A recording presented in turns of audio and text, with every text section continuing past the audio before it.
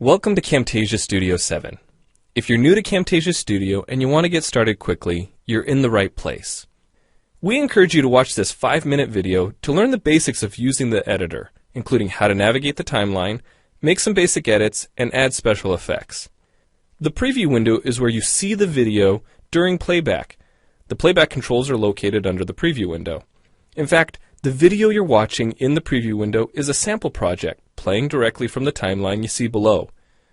After you watch this video, we hope you take some time to practice what you've learned using the content on the timeline. So let's start with the timeline. This is where you assemble and edit your videos. At the top of the timeline, tick marks represent time in terms of minutes and seconds. When building a video, you'll work in a horizontal manner, beginning from the left and moving sequentially through time towards the right.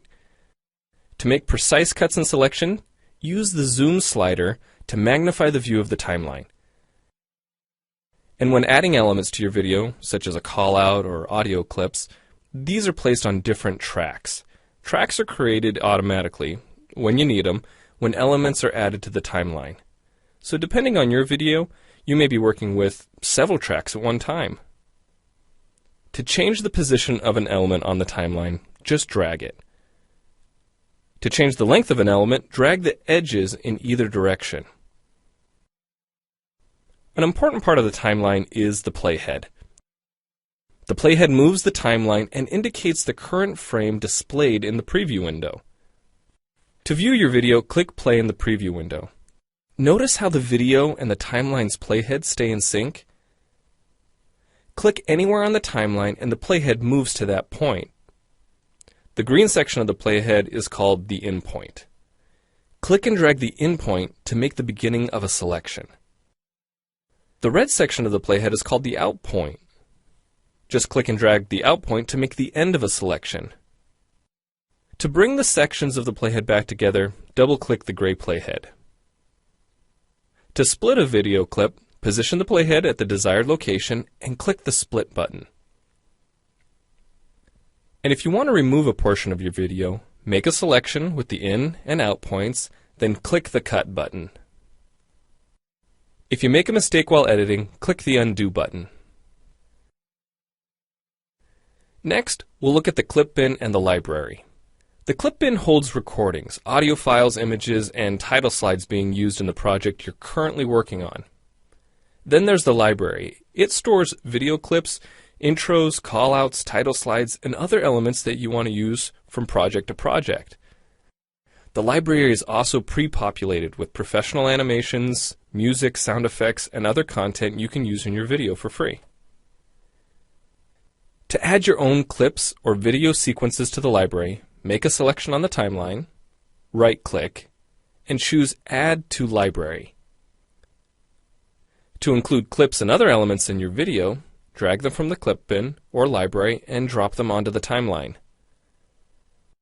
The tabs located above the timeline are task pages used for adding and editing special effects. You can add callouts to emphasize a key point. You can insert a transition between clips for a professional look. Apply zoom and pan effects to focus on important details. And draw attention to the cursor by changing the color, size, and more. If you double-click an element on a track, the playhead moves to the beginning of that element, and its task page opens, allowing you to make edits to that element. So we've shown you a few ways you can navigate and edit your video, but how do you get content into your video?